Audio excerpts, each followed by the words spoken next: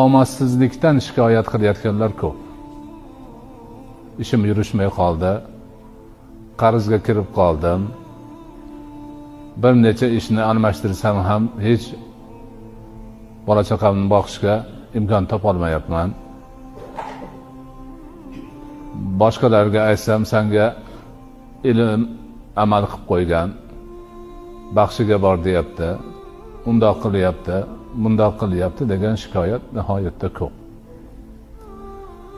Shikoyatchilarni shikoyatini eshitgandan keyin o'zlariga savol berib, o'zini tutishini so'rab surishtirsangiz, ayni shu ma'rifatsizlik, jaholat, kasb nima ekanligini bilmaslik, turmushni o'tkazish bo'yicha shariat ta'limotlaridan bexabarlik va shunga o'xshagan nuqsonlar kelib chiqadi. Mana shu hozirgi boshlagan mavzuimizni borib taqaladigan joyi kasb, rizq.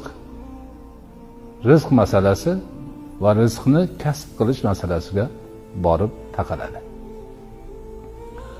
Ana o'sha mavzu bo'yicha dinimizni ta'limotlarini bilganlar, ixlos bilan Allohni o'zidan so'rab harakat qilganlarga, ko'plariga Alloh taolo o'sha rizq ro'zini keng qilib qo'ygan, turmushini barakotli qilib qo'ygan.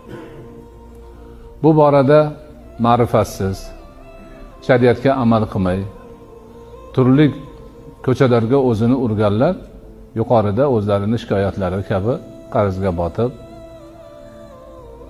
oilasida noxushlik, oila a'zolarini boqolmaydi, nafaqasini bera olmaydi, bir yoqdan qarz, bir yoqdan nafaqa, yana boshqa mushkulotlarga o'ralashib qolgan bo'ladi.